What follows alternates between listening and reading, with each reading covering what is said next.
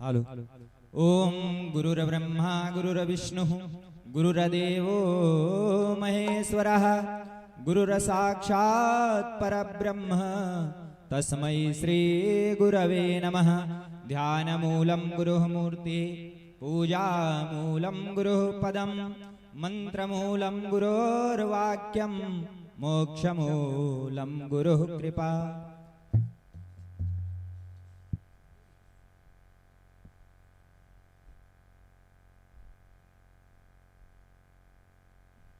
ओम नमो ब्रह्मण्य देवाय गोब्रह्मण्य हिताय च जगद्धिताय कृष्णाय गोविंदाय नमो नमः।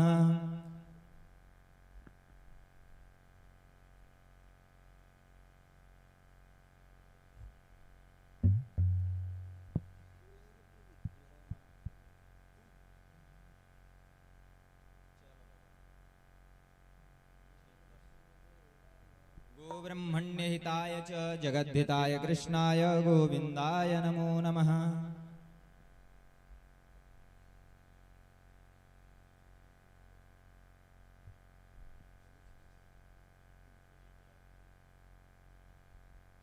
ओम नमो ब्रह्मण्य देवाय गोब्रह्मण्य हिताय च जगद्धिताय कृष्णाय गोविंदाय नमो नमः।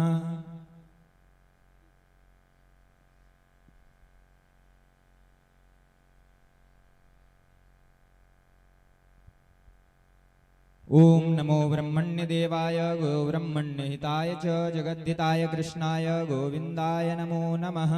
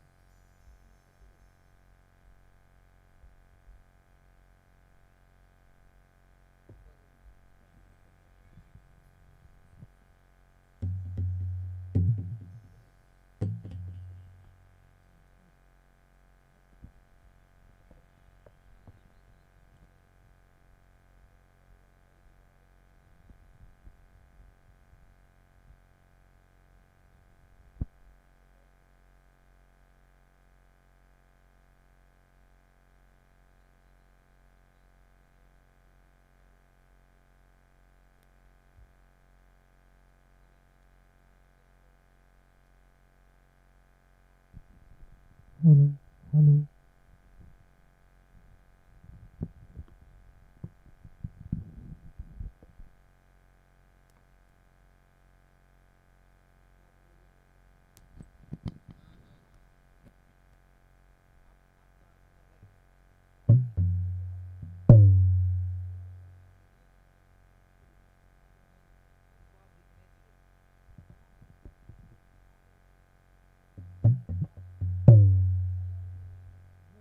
Hello Shri Radhe. Hello hello Shri Radhe.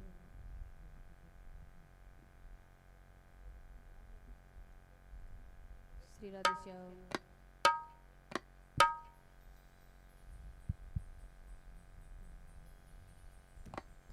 Hello hello hello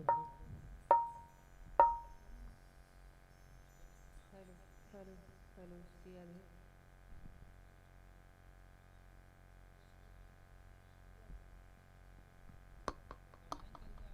hello Shri Radhe. Shri Radhe Shyam Shri Sitaram. Hello hello hello Shri Radhe. Shri Radhe Shyam. Hello hello Shri Radhe.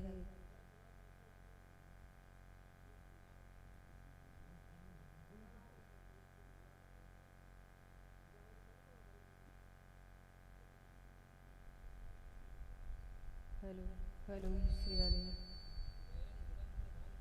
Shri Radhe Shri Sitaram Shri Radhe Shyam hello hello Shri Radhe Shri Sitaram Shri Radhe Shyam hello hello hello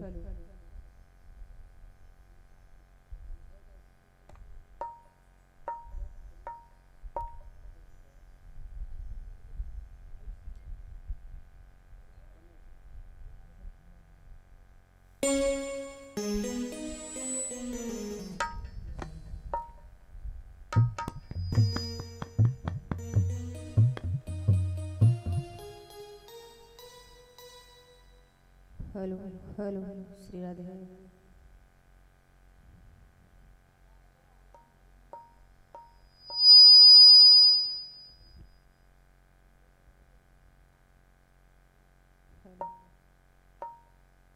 hello Shri Radhe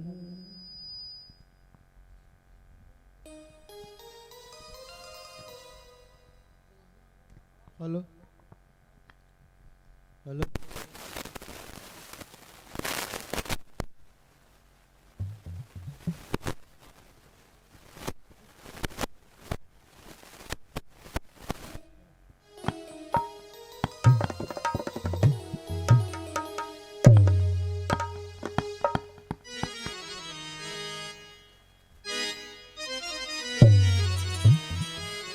hello hello Radhe hello hello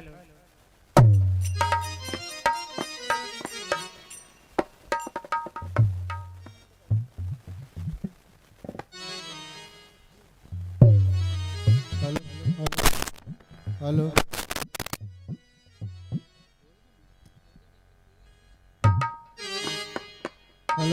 hello hello hello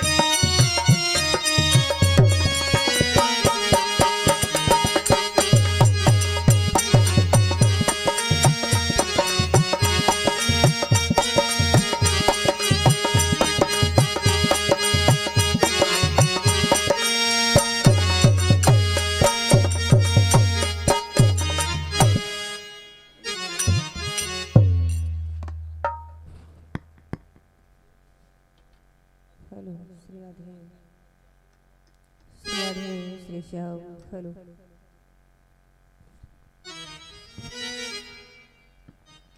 बोलिए गोविंद भगवान की जय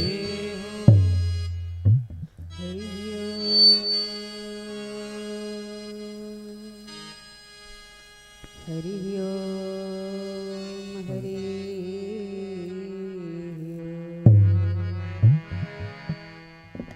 या देवी सर्वभूतेषु ज्ञानरूपेण संस्थिता नमस्तस्यै नमस्तस्यै नमस्तस्यै नमो नीलाम्बुजश्यामलकोमलाङ्गं सीताश्यामारोपितवावभागं पाणो महाशायकचारुचापं नमामि राममरघुवंशम्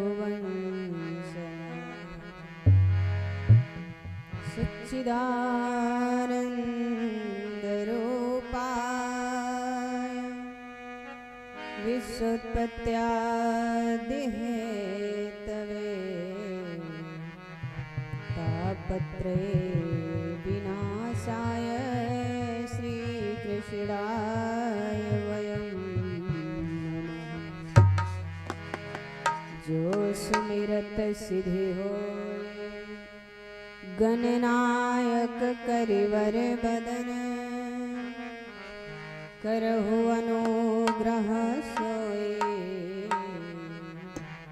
बुद्धिराशि शुभ गुण सगन मूक होई बाचाल पंगु चढ़े गिरिवर गहन जासु कृपा सुदया ध्रुव सकल कलिमल तो कथा शुरू अब होते है सुनहु वीर हनुमान आई के आसन लीजियो सिया सहित भगवान आई के आसन लीजियो सिया सहित शिवलिंग पुरुष भगवान की जय श्रीमद्भागवत महापुराण की जय भक्त और भगवान की जय हनुमान जी महाराज की जय जगह स्थान की ग्राम देवता की क्षेत्र देवता की अपने अपने माता पिता की अपने अपने गुरुदेव भगवान की समस्त देवी देवताओं की समस्त नदियों की समस्त तीर्थों की बोले शंकर भगवान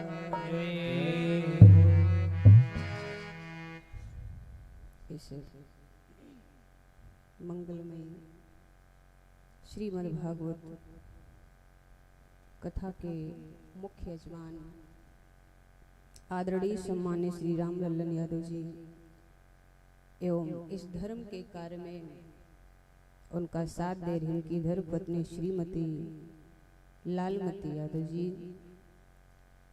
हमारे दादाजी के परम पूज्य स्वर्गीय श्री पिता रामहित यादव जी और दादाजी के सुपुत्र श्री हरिश्चंद्र यादव जी, भैया राहुल यादव जी और दादाजी के प्रिय पोते हमारे भैया हर्षित यादव जी, अर्पित यादव जी और अयांश यादव जी, समस्त यादव परिवार, समस्त ग्रामवासी व क्षेत्रवासी सभी के महान सहयोग से आपके ग्राम हरपालपुर, मौजा, मीरापुर, पोस्ट मंगौली, जगदीशपुर, जिला अमेठी, उत्तर प्रदेश, आप सबके बीच में ये 7 दिवसीय श्रीमद् भागवत कथा का जो आयोजन किया गया, जिस कथा का प्रथम दिवस की प्रथम बेला को आप सभी भैया लोग सफल बनाने के लिए चल रहे हैं। धर्म पंडाल में उपस्थित दूर दूरांतर से आए हुए विद्वजन संत महात्मा एवं कथा के सुनने वाले भगवत प्रेमियों, सती सावित्री अनुसुईया के पग चिन्हों पर चलने वाली देवी स्वरूपा माताएं बहनें, जहाँ तक हमारी आवाज पहुँच रही सुध्वनि यंत्र के द्वारा उन सभी भक्तजनों को हार्दिक अभिनंदन एवं वंदन। मंच के ऊपर विराजमान श्री ठाकुर जी महाराज धर्म मंच की मर्यादा का पालन करते हुए सभी की महान आत्माओं को वंदन करते हुए आओ सर्वप्रथम परमात्मा के पावन चरणों में ध्यान, फिर उसके बाद में भगवान की पावन चर्चा की ओर चलने का प्रयास। सर्वप्रथम परमात्मा के पावन चरणों में बोले हनुमान जी महाराज की जय हो। हमेशा एक ही इच्छा रखनी चाहिए परमात्मा से और केवल एक ही बात बोलनी चाहिए, क्या कि तुम्हारे सहारे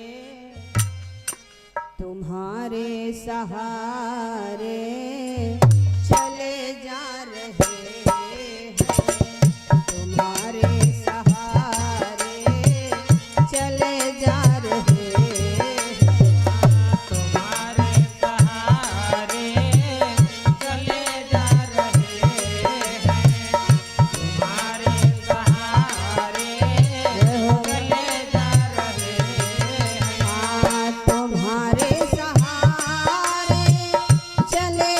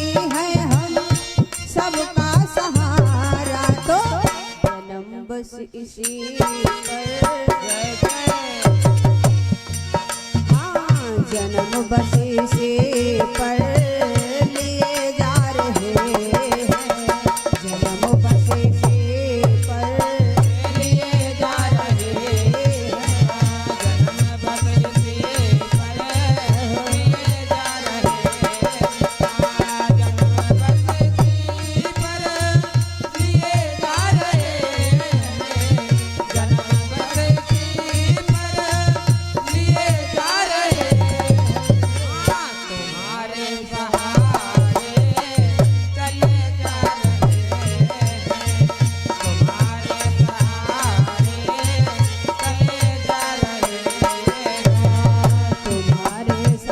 सहारे चले जा रहे हैं, तुम्हारे सहारे चले जा रहे हैं, तुम्हारे सहारे चले जा रहे हैं, तुम्हीं से किनारे लगे जा रहे हैं, तुम्हीं से किनारे लगे जा रहे हैं, तुम्हीं से किनारे लगे जा रहे हैं, तुम्हीं से किनारे लगे जा रहे हैं।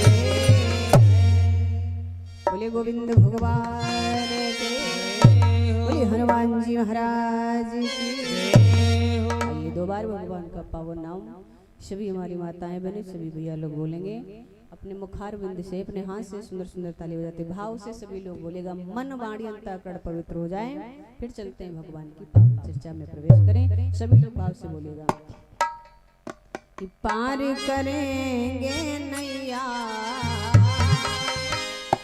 पार करेंगे नैया, भजो श्री कृष्ण कन्हैया, पार करेंगे नैया, भजो श्री कृष्ण कन्हैया, पार करे नैया, भजो श्री कृष्ण कन्हैया, पार करे नैया, भजो श्री कृष्ण कन्हैया।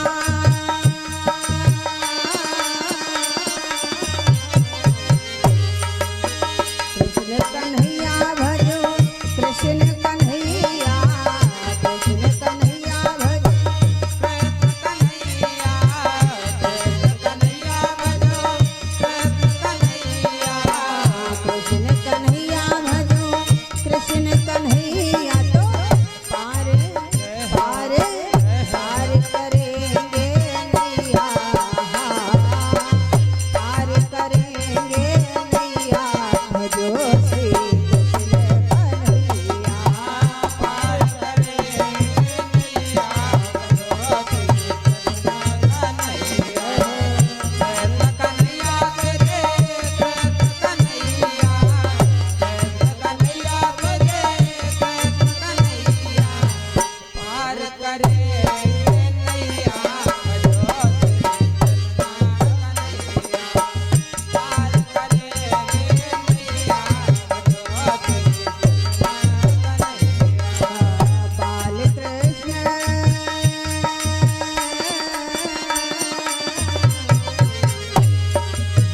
बाल कृष्ण नंद लाल हमारो, बाल कृष्ण हाँ बाल कृष्ण लाल हमारो, गोपिन की अखियन को तारो, गोपिन की अखियन को तारो, गोपिन की अखियन को तारो, बाल कृष्ण नंद लाल हमारो, गोपिन की अखियन को तारो, यशोदा यशोदा यशोदा मैया को छैया, भजो श्री कृष्ण कन्हैया, यशोदा मैया को छैया, भजो श्री कृष्ण कन्हैया, यशोदा मैया को छैया, भजो श्री कृष्ण कन्हैया, यशोदा कन्हैया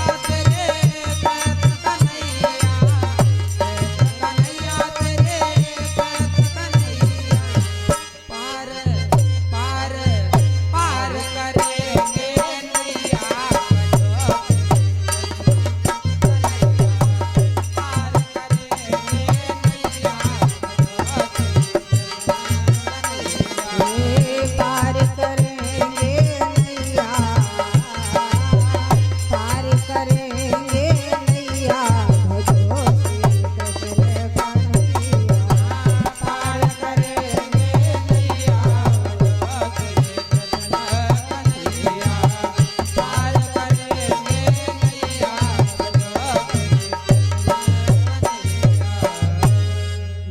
हनुमान जी महाराज की जय हो।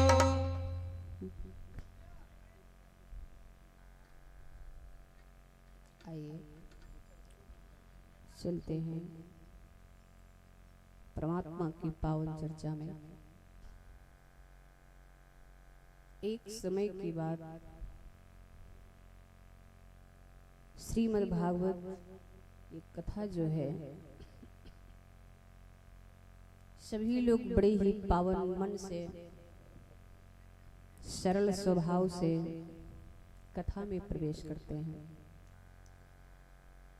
नैमिषारण्य की पावन भूमि जहां से मैं आप सबके बीच में पधारी हूँ,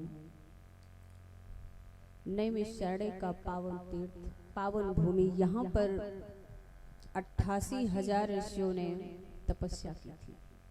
बड़ी ही तपोभूमि है। और यही नैमिषारण्य की पावन भूमि पर श्री सूत जी महाराज ने शौनकादिक ऋषियों को श्रीमद् भागवत कथा को श्रवण कराया। एक समय की बात, नारद बाबा ने विचार किया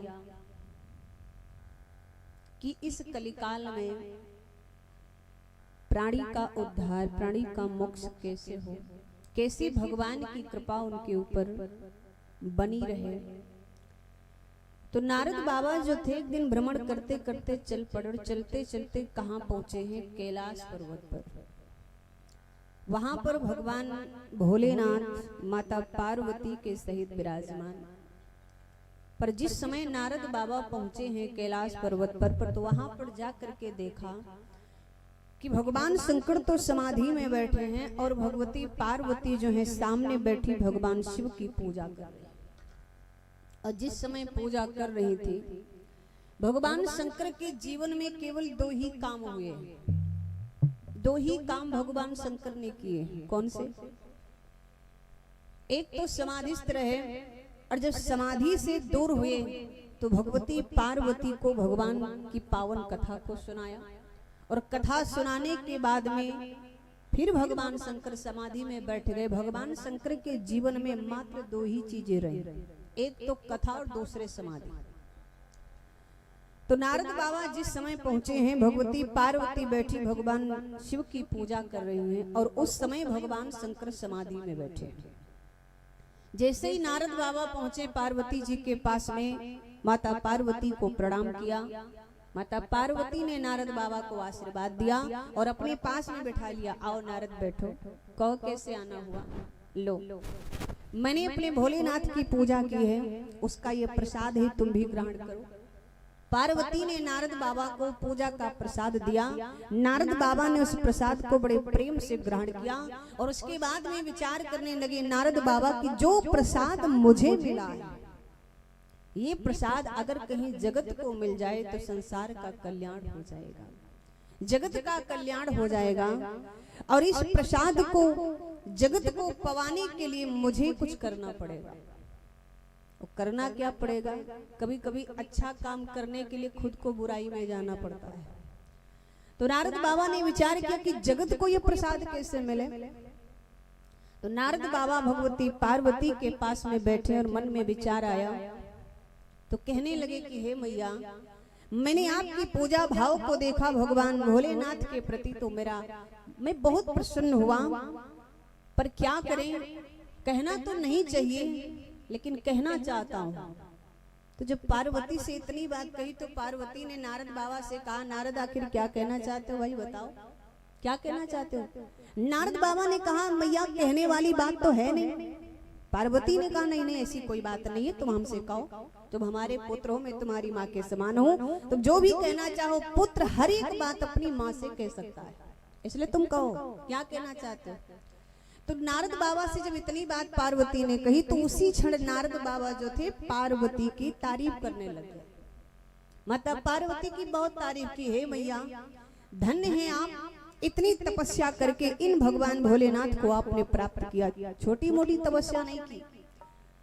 और जब ये बातें सुनी पार्वती ने तो पार्वती भी कहने लगी, हाँ नारद, मैंने पत्तों को चबा करके भोजन नहीं ग्रहण किया, पत्तों को खा करके फिर भी मैं तपस्या करती रही, लेकिन हमारे मन में बस एक ही भाव था कि अगर मैं पति के रूप में किसी को स्वीकार करूंगी तो वो केवल भगवान भोलेनाथ को, अन्यथा मैं किसी को पति के रूप में स्वीकार नहीं।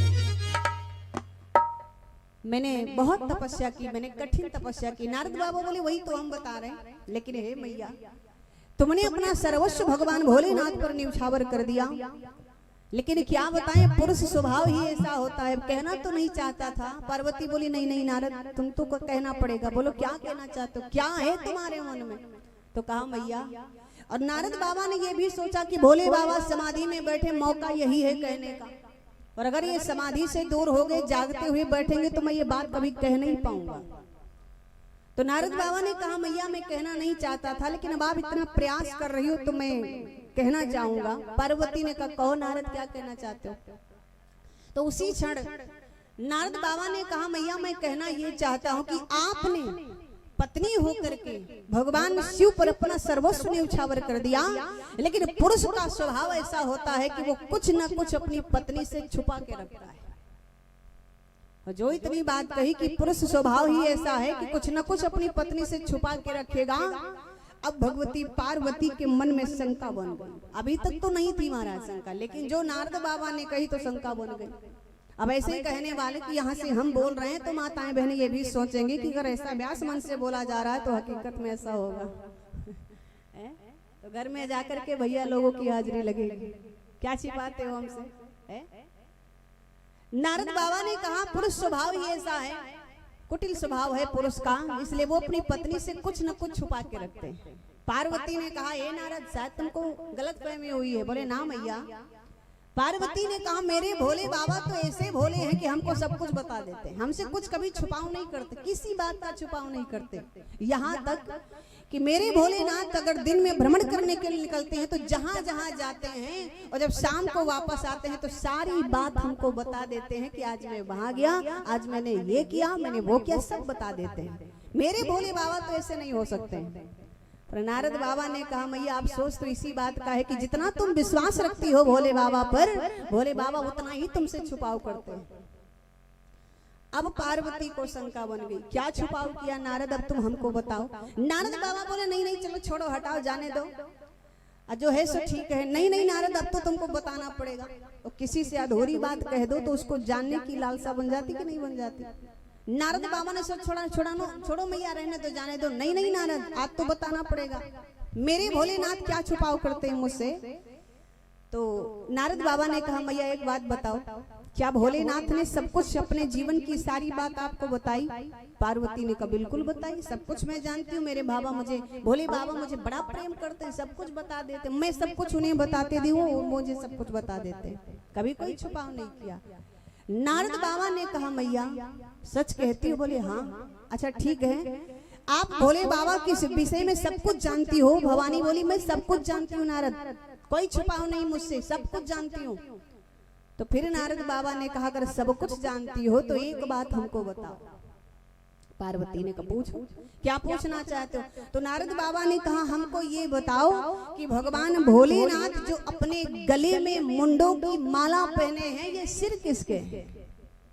क्या पता है आपको? अब भवानी चक्कर में पड़ गई।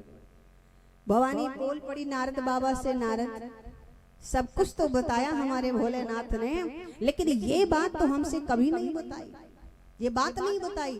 नारद बाबा ने कहा मैया मैंने कहा था ना पुरुष स्वभाव ही कुटिल होता है, कुछ ना कुछ तो पत्नी से छिपा के रखते हैं। और अगर सब कुछ बता दिया तो ये मुंडों की जो माला पहने हैं इसके विषय में क्यों नहीं बताया? इसमें जरूर कोई राज है। और जो इतनी बात कही सो पार्वती कुछ क्षण के लिए मौन हो गई और सोचने लग गई कि वास्तव में बात तो सही है, सब कुछ हमसे बता दिया, कोई छिपाव नहीं किया, पर ये मुंडों की माला पहने हैं इनके विषय में कभी भी भोलेनाथ ने हमसे कोई चर्चा नहीं।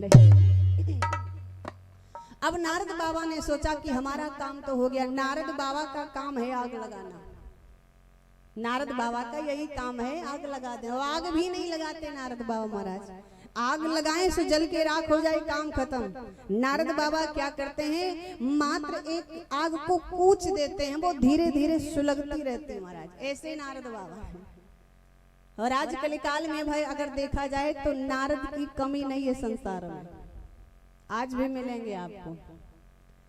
अब नारद बाबा ने जो इतनी बात कह दी और इतना कह करके नारद बाबा बोले मैया अच्छा अब हम चलना चाहते हैं, क्योंकि नारद बाबा ने सोचा कहीं ऐसा ना हो जाए भोले बाबा समाधि से दूर हो जाएं और हमारी ये बात पकड़ ली जाए तो हम ही दोषी ठहराए जाएंगे, इसलिए हम तो पहले निकल ले। नारद बाबा इतना बता करके वहां से चले गए और जो चले गए अब भगवती पार्वती बैठी हैं तो भगवती पार्वती को मन ही मन क्रोध आने लगा। मैंने इनसे कोई छुपाव नहीं किया, इतना मैं इन्हें मानती और ये भी मुझसे कहा करते कि मैं तुम्हें बहुत मानता हूँ देवी, पर आज इतने वर्षों तक मैं इनके साथ में रही लेकिन एक बार भी इन्होंने इन मुंडों की माला का जिक्र मेरे सामने नहीं किया।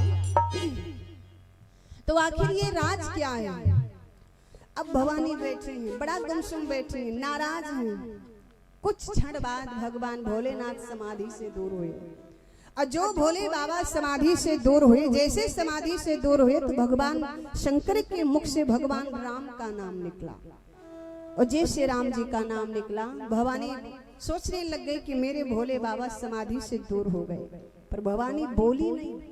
अच्छा वैसे जब भोले बाबा समाधि से दूर होते थे तो भवानी दौड़ के पास में जाती थी, हाल चाल पूछती थी, लेकिन आज भवानी तो उठ के नहीं गई, जहां बैठी वहीं बैठी, क्योंकि आज तो नाराज है ना। नहीं तो भगवान शंकर भी समझ गए कि रोज तो पार्वती दौड़ के मेरे पास आ जाती थी और पूछती थी, हाल चाल पूछती थी, लेकिन आज तो ये जहाँ की वहीं बैठी है, हाल चाल भी नहीं पूछा। आखिर बात क्या हो गई? तो भगवान शंकर ने माता पार्वती को आवाज लगाई, देवी क्या बात है, आज तुम हमारे पास नहीं आई, हमसे हाल चाल नहीं पूछा। तो उसी समय भवानी बोली, क्या मतलब हाल चाल पूछने का? भगवान शंकर ने कहा, क्यों, ऐसा क्यों बोल रही हो? भवानी बोली, इसलिए कि मैं तो अपना सब कुछ आपको बता देती हूँ, कोई बात हो, छोटी से छोटी बात हो, बड़ी से बड़ी बात हो, हर बात मैं आपको बता देती हूँ, लेकिन मुझे नहीं मालूम था कि आप मेरे साथ में इतना बड़ा छल और कपट कर रहे हैं। अब जो इतनी बात कही महाराज, सो उसी समय भगवान भोलेनाथ सोचने लग गए कि हमने ऐसा कोई छिपाव नहीं किया, पर अगर ये ऐसी बात बोल रही तो इसका कारण क्या है? भगवान शंकर ने पार्वती को बुलाया, इधर आओ। पार्वती को सामने बिठाया और कहते हैं, देवी मुझे इधर उधर मत घुमाओ, स्पष्ट सीधी बात बताओ, क्योंकि हम भोले हैं, हमको इतना कुछ आता नहीं है, घुमाओ नहीं, स्पष्ट मुझे बताओ बात क्या है। कहा बात ये है कि आज यहाँ पर नारद जी आए थे और जो नारद का नाम सुना सो भगवान शंकर समझ गए कि नारद आने का मतलब है घर में आग लगी। अच्छा ठीक है, तो नारद आए थे तो क्या हुआ? बोले महाराज एक बात आपने हमसे नहीं बताई, वो बात आज मुझे पता चली। कहा कौन सी बात नहीं बताई? हमने तो तुम्हें सब बताया, और कौन सी बात नहीं बताई? कहा महाराज आपने हमसे एक बात का छुपाव किया। किस बात का छुपाव किया? आज बताओगे? बिल्कुल बताऊंगा, पूछो देवी।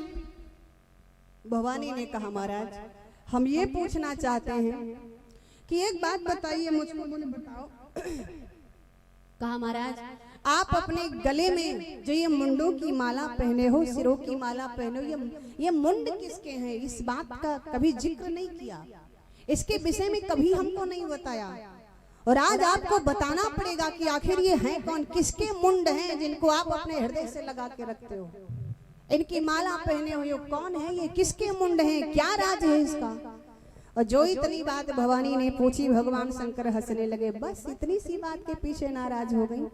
ये इतनी सी बात है, ये तो बहुत बड़ी बात है महाराज, और आज तक आपने नहीं बताई, पर आज तो बताना पड़ेगा।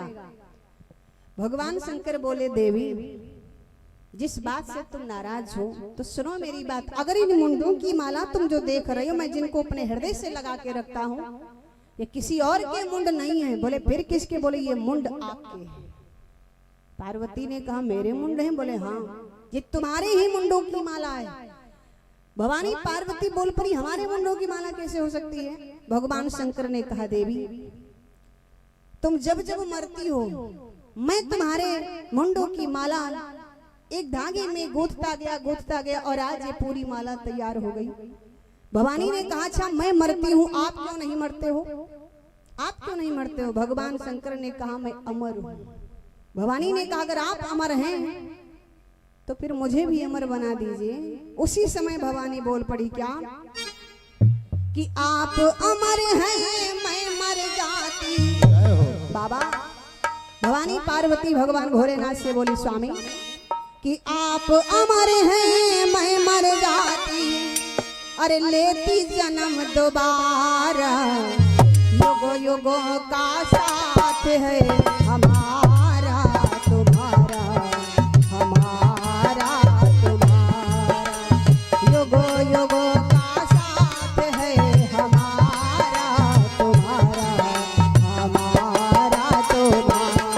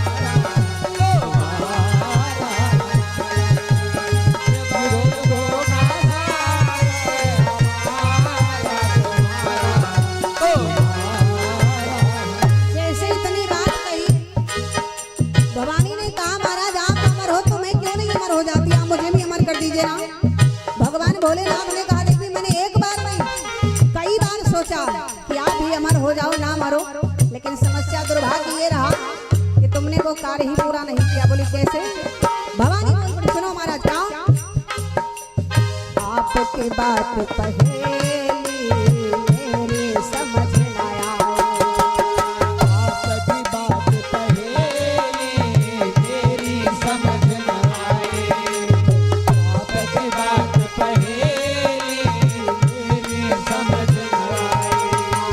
जब जब मैं कहानी रानी तो सो जाए, जब जब कहो कहानी रानी तो सो जाए, मैं जब जब कहो कहानी रानी तो सो जाए।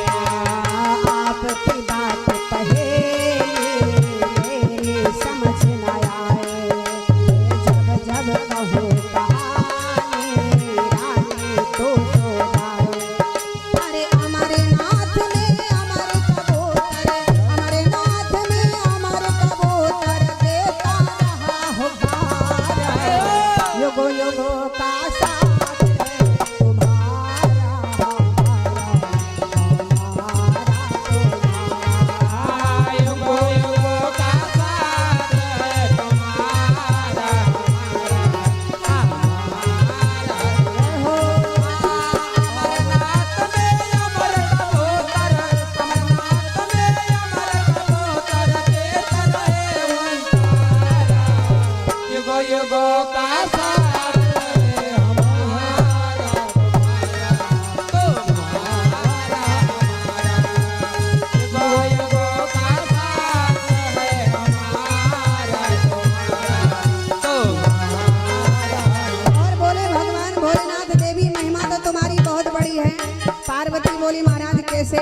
तो भगवान शंकर बोले देवी सतियों के साथ सती में रानी सती कहाए।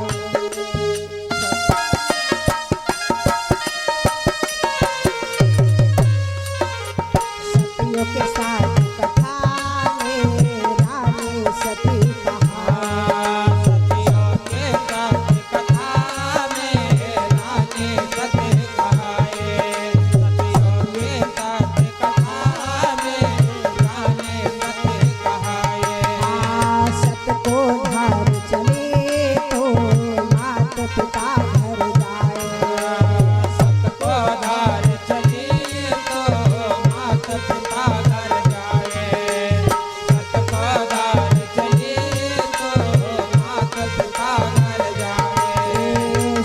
सखियों के साथ कथा में राम सती कहाए सत्य को धार चले तो मात पिता घर जाए हवन कुंड में कूद पड़ी तुम हवन कुंड में कूद पड़ी तुम छोड़ के साथ हमारा युगो युगो का साथ है हमारा तुम्हारा हमारा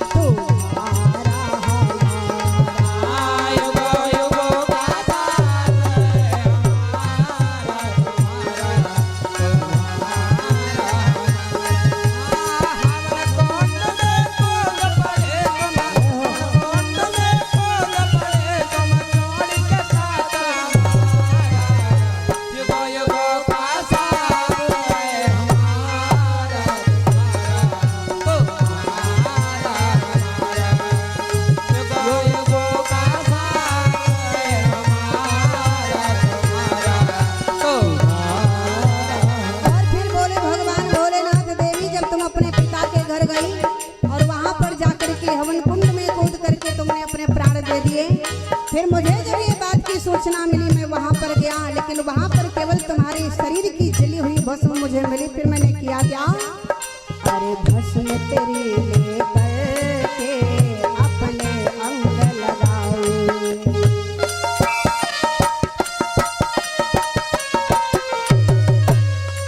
हाँ भस्म तेरी लेकर के अपने अंग लगाऊं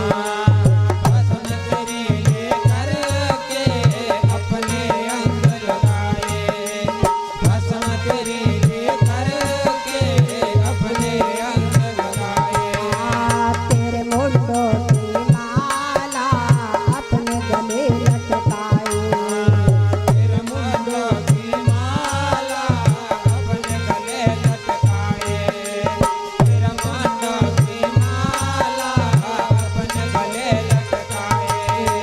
भस्म तेरी लेकर के अपने अंग लगाए तेरे मुंडों की माला अपने गले लटकाए अरे नैना गिरे हैं नैनागढ़ में नैन गिरे हैं नैनागढ़ में नाभि कुंड की धारा युगो युगो का साथ हमारा तुम्हारा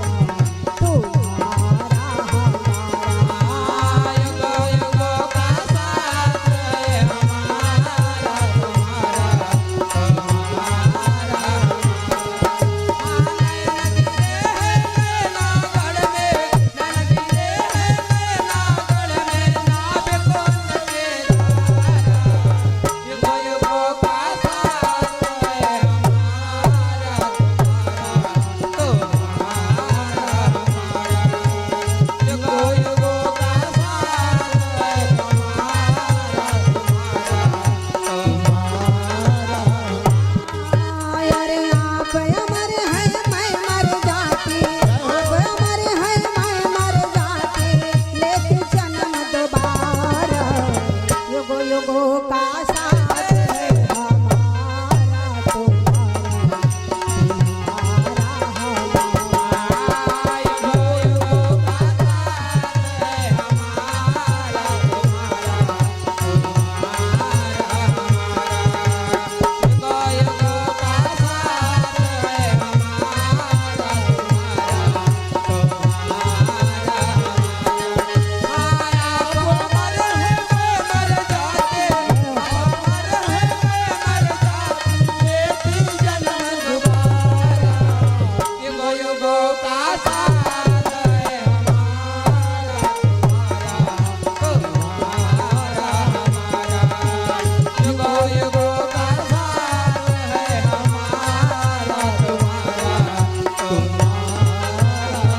बोले शंकर भगवान की बोले पार्वती मैया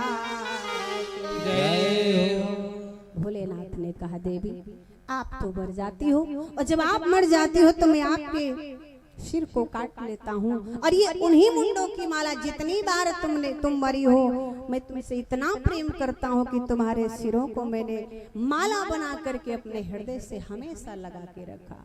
जो भवानी ने इतनी बात सुनी, भवानी बोली महाराज मुझे क्षमा करें, मैंने व्यथा ही आपके ऊपर दोष लगाया। भगवान शंकर बोले कोई बात नहीं, पर भवानी बोली महाराज अब एक बात मैं कहना चाहती हूँ। तो बोले कहो। बोले महाराज मैं मरना नहीं चाहती। बोले बाबा ने कहा हम भी चाहते हैं कि तुम ना मरो, हमेशा मेरे साथ रहो। तो भवानी बोली महाराज फिर कोई उपाय? बोले उपाय तो एक ही है। बोले क्या? बोले अमर कथा। अगर तुम अमर कथा सुन लो हमारे मुख से तो तुम हमेशा के लिए अमर हो जाओगी, फिर तुम्हें मरना नहीं पड़ेगा। तो भवानी कहने लगी महाराज मुझे फिर अमर कथा सुनाइए। भगवान शंकर ने कहा देवी ठीक है मैं तुम्हें अमर कथा सुनाऊंगी, लेकिन यहाँ पर नहीं, कैलाश पर्वत पर नहीं। बोले महाराज फिर कहाँ? बोले हम तुमको लेके चलेंगे अमरनाथ की गुफा में, मैं तुमको वहां पर उस गुफा में बैठ करके अमर कथा सुनाऊंगा, क्योंकि ये अमर कथा का प्रभाव ये है कि जो इस अमर कथा को सुन लेगा वो हमेशा के लिए अमर हो जाएगा।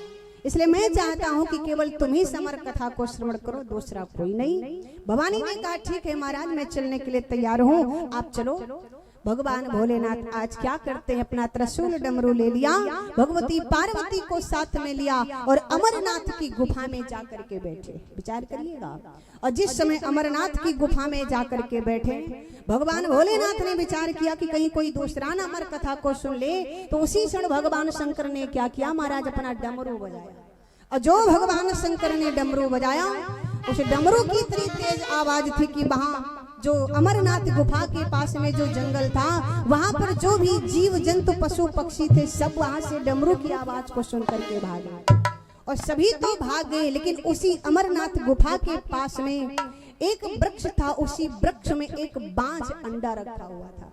अब वो तो भाग नहीं सकता महाराज, बाकी तो सब भाग गए, कोई नहीं बचा। और जब कोई नहीं बचा तो भगवान शंकर भगवती पार्वती को अमर गुफा में बैठे भगवती पार्वती को सामने बिठाया और बिठा करके भगवान शंकर ने अपने त्रिशूल को छोड़ा और कहा जाओ जा करके पूरे जंगल का चक्कर लगा करके आओ, देखो कहीं पर कोई जीव जंतु पशु पक्षी कोई बैठा तो नहीं है, कहीं वो ना हमारी अमर कथा सुन ले, जो वो भी अमर हो जाए। और जो त्रिशूल को छोड़ा वो त्रिशूल पूरे जंगल का भ्रमण करके भगवान भोलेनाथ के पास में आ गया और कहता है महाराज कोई नहीं है, केवल आप और मैया यहाँ पर बैठे हो, बाकी कोई नहीं है। तो भगवान शंकर ने कहा अब ठीक है। भगवान शंकर ने कहा देवी हम तुम्हें कथा अमर कथा सुनाएंगे, लेकिन आपको एक कार्य करना पड़ेगा। भवानी ने कहा महाराज क्या कार्य करना पड़ेगा?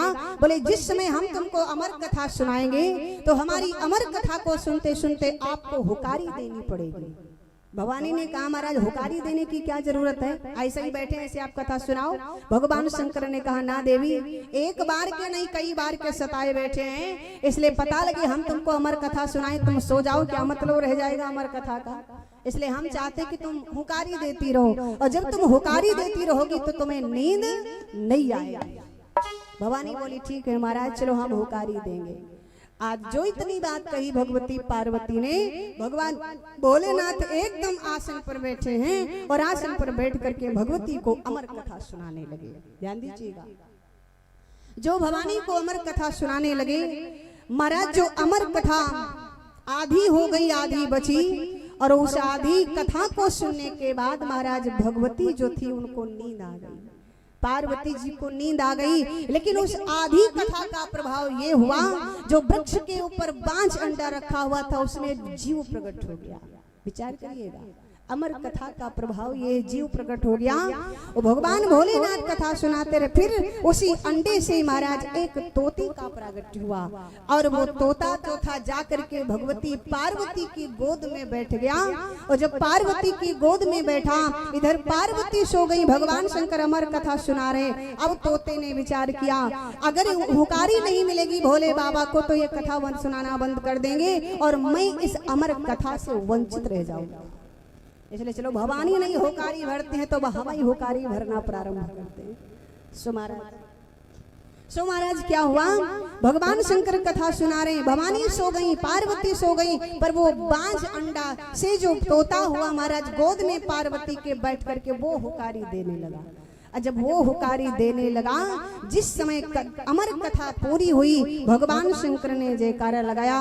और जिस समय भगवान शंकर ने जयकारा लगाया, बोले श्यावर रामचंद्र की जय हो, बोले वृंदावन बिहारी लाल की जय हो।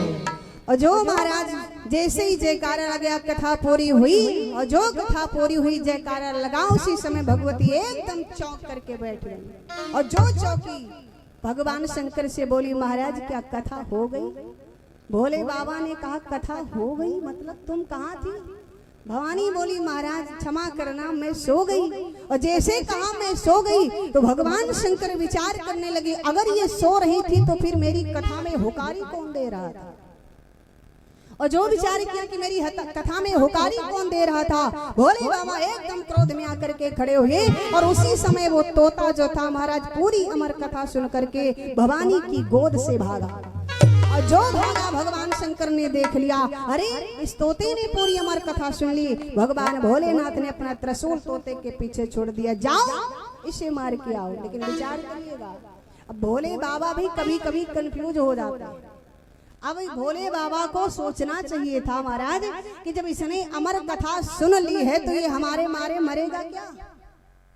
अमर कथा का मतलब तो यही है कि जो अमर कथा सुन लेगा वो फिर मरेगा नहीं। पर भगवान शंकर की बुद्धि देखो, भोले बाबा ने त्रिशूल पीछे छोड़ दिया, जाओ इसे मारो, समाप्त करो। पर भगवान भोलेनाथ ने एक बार भी ये विचार नहीं किया कि ये पूरी अमर कथा सुन चुका है, अब ये हमारे मारने से मरने वाला नहीं।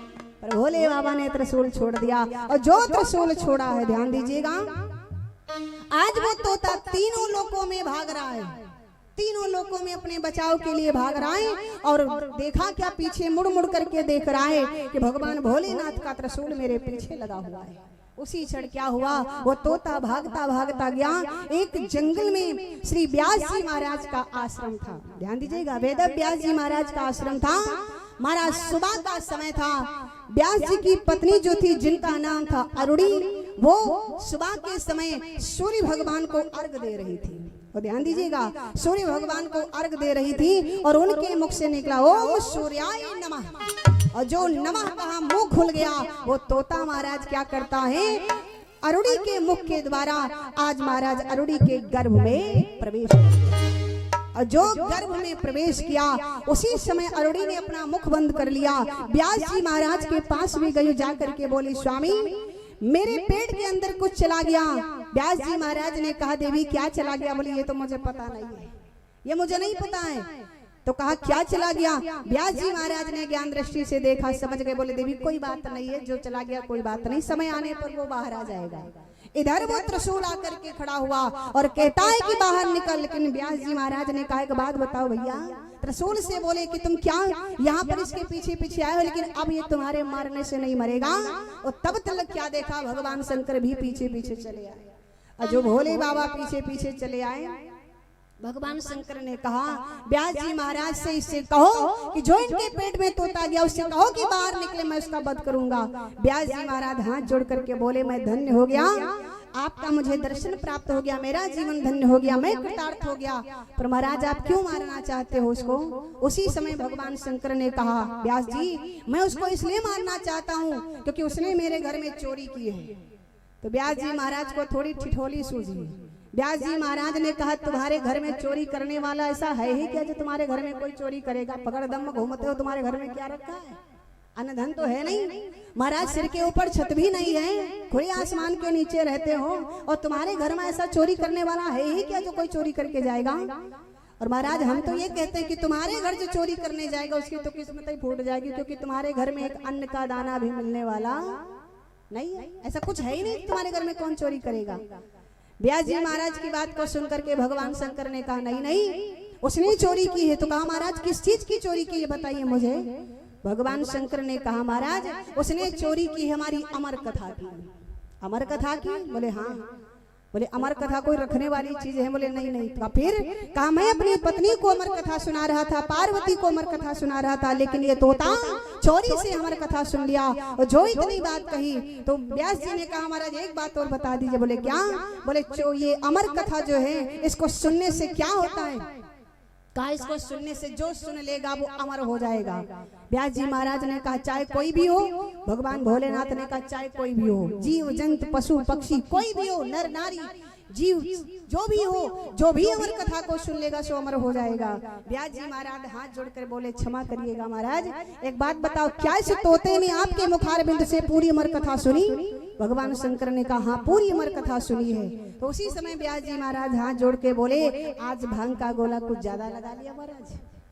बोले क्यों? मुझे लग रहा है भांग का डोज ज्यादा हो गया। बोले वो कैसे? बोले वो इसलिए आप ही कह रहे हो कि जो इस अमर कथा को सुन लेगा वो अमर हो जाएगा, उसे कोई मार नहीं सकता। आपकी बुद्धि कहाँ है भोलेनाथ? जिसने अमर कथा आपके मुखार बिंदु से सुनी वो तो अमर हो गया, अब क्या वो आपके हाथों मरेगा? तो भगवान शंकर ने विचार किया, बोले हाँ अब मरेगा तो है नहीं, तो कहा फिर क्यों उसको मारने के चक्कर में पड़े हो? क्यों मारने के चक्कर में पड़े? वो मरने वाला नहीं, आप तो जाइए। भगवान भोलेनाथ ने कहा ठीक है महाराज, मैं ही भूल गया था कि अब वो मरने वाला नहीं। भगवान भोलेनाथ वहां से चले गए और जिस समय वापस चले गए धीरे धीरे 12 वर्ष व्यतीत हो गए। विचार करिएगा 12 वर्ष तक महाराज वो तोता अरुणी के गर्भ में रहा। श्री सुखदेव जी को महाराज जैसे अरुणी के गर्भ में रहा, व्यास जी महाराज कहते हैं कि बेटा ऐसा करो तुम अपनी माँ के गर्भ से बाहर आ जाओ। लेकिन अंदर से आवाज आती है, गर्भ से आवाज आती है, नहीं नहीं मैं बाहर नहीं आ सकता, क्योंकि अगर मैं बाहर आ गया तो मैं मोह माया के चक्कर में पड़ जाऊंगा और मैं इस चीज से दूर रहना चाहता हूँ। जो इतनी बात कही, एक दिन अरुणी व्यास जी महाराज से बोली महाराज मुझे बड़ा दर्द हो रहा है, इससे कहो कि बाहर निकले। दूसरे दिन फिर महाराज व्यास जी ने ऐसी बात कही, लेकिन वो बाहर निकलने के लिए तैयार नहीं हुआ। अब व्यास जी महाराज परेशान है, क्या करें, कैसे बाहर निकलेगा? तो महाराज उसी समय श्री व्यास जी महाराज ने भगवान कन्हैया का ध्यान किया और जो भगवान कन्हैया का ध्यान किया भगवान कन्हैया स्वयं आकर के प्रकट हुए और बोले क्या बात है महाराज? व्यास जी ने सारी बात बताई। उसी समय भगवान कन्हैया ने अरुणी को अपने पास में बिठाया, सामने बिठाया और गर्भ से कहा कि ऐसा करो आप बाहर निकल आयो।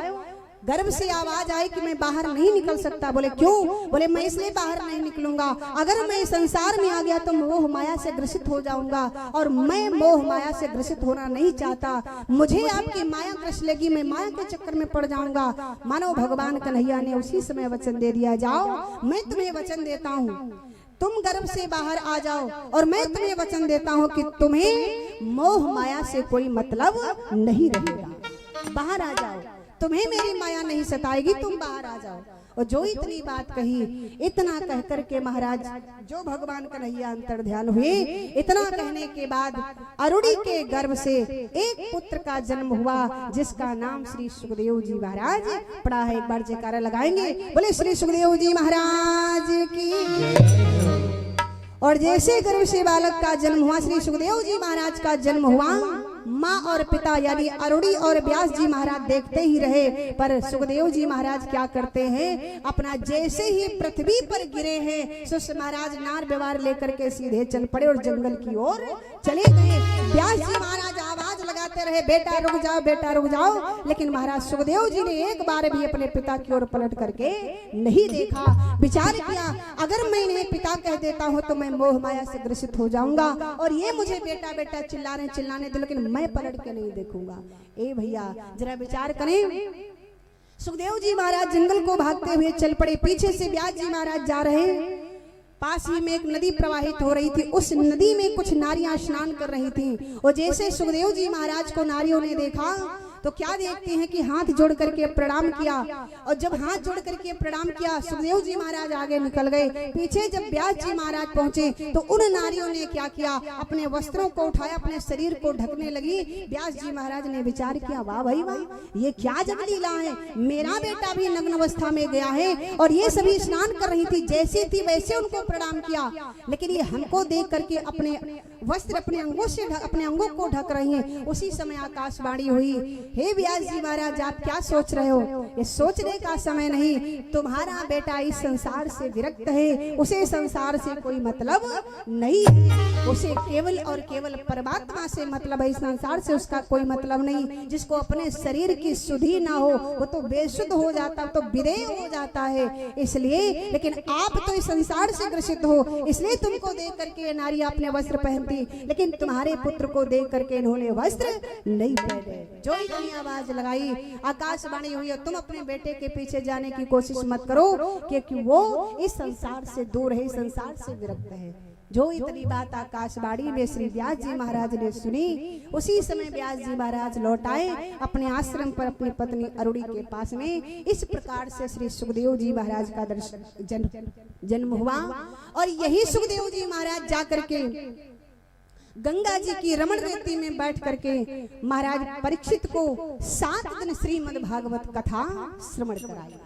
और अगर सुखदेव जी महाराज ना होते तो महाराज परीक्षित का मोक्ष नहीं होता। अब परीक्षित को 7 दिन श्रीमद् भागवत कथा क्यों सुनाई? विचार करिएगा। ये श्रीमद् भागवत कथा 7 दिन की ही क्यों होती है? समझिएगा, एक प्रश्न बन रहा है। श्रीमद् भागवत कथा 7 दिन की ही क्यों है? 6 दिन की क्यों नहीं? 5 दिन की क्यों नहीं? 7 दिन ही क्यों सुनी जाती है? महाराज इसका उत्तर हम आपको आगे कथा में देंगे। आज तो बस इतना ही श्री सुखदेव जी महाराज का जन्म हुआ। आगे की कथा कल आप लोग भाव से समय के अनुसार कथा को श्रवण करेंगे। एक बार जयकारा लगाएंगे, बोले श्री सुखदेव जी महाराज की। श्रीमद् भागवत महापुराण।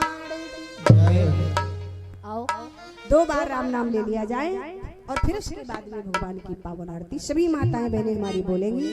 सब लोग भाव से बोलेगा। जय राधा रमण बिहारी गिरधारी श्याम बनवारी। जय राधा रमण बिहारी गिरधारी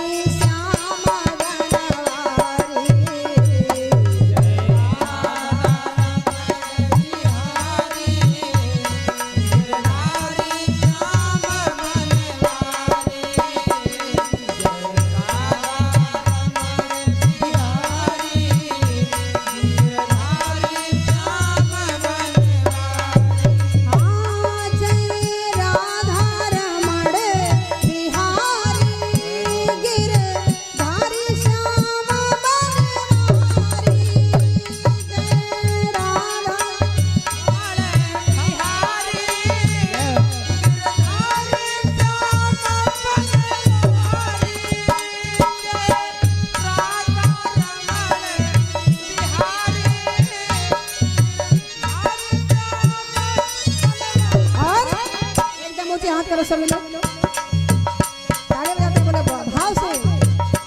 तेरे चरणों में जाऊं बलिहारी। ताली बजाते बोले तेरे चरणों में जाऊं बलिहारी गिरधारी श्याम तेरे चरणों में जाऊं बलिहारी गिरधारी श्याम बनवारी।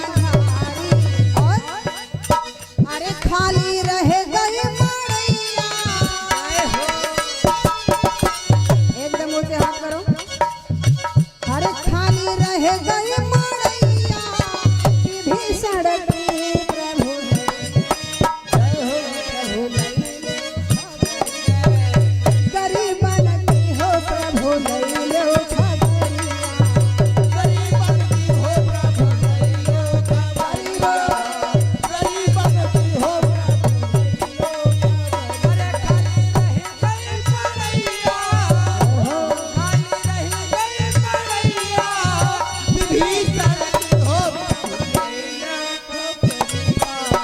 अरे प्रभु लैया खबरिया। गरीब बनती हो प्रभु लैया खबरिया। गरीब बनती हो प्रभु लैया खबरिया। गरीब बनती हो प्रभु लैया खबरिया। बोलिए भक्त और भगवान की। अब सभी लोग खड़े हो जाएंगे, भगवान की पावन आरती।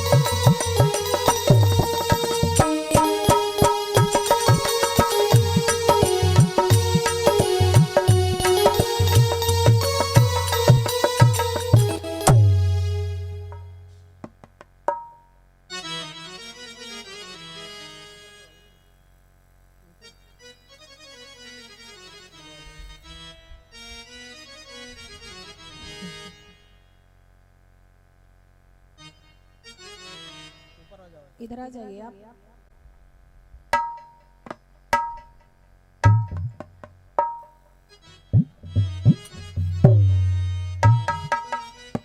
आप थाली ले लीजिए, बाद में दे दीजिएगा। आप थाली लीजिए पहले। हाँ, इधर से पकड़ा दीजिए। अब आ जाते मैंने।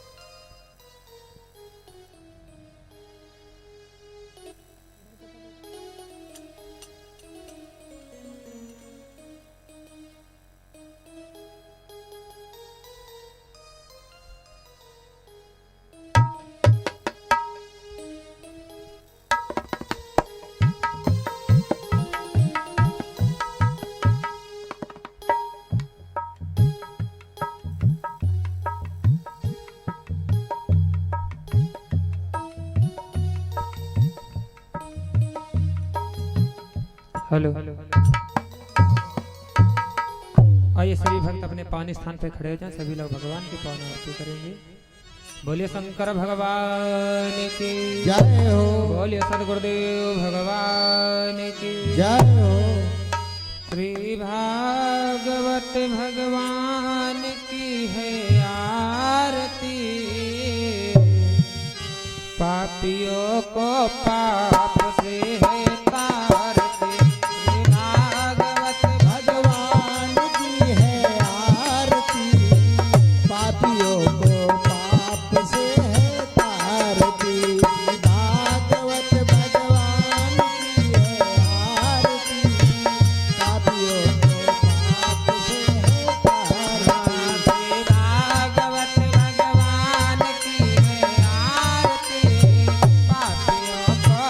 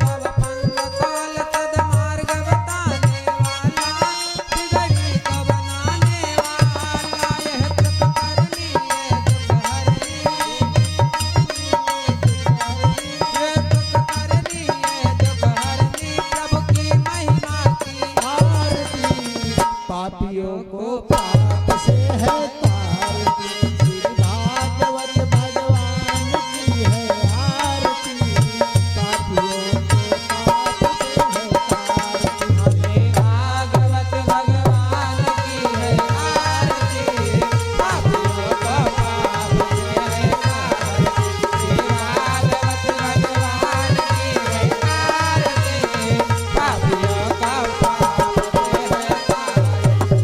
भागवत भगवान की है आरती, पापियों का पाप से है तारती।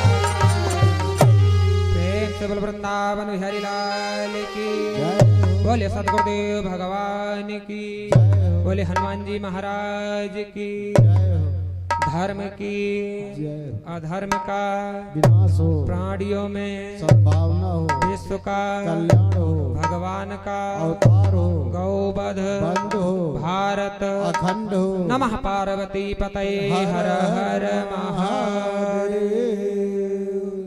सर्वे भवन्तु सुखिनः, सर्वे सन्तु निरामयाः, सर्वे भद्राणि पश्यन्तु, मा कश्चित् दुःखभाग् भवेत्।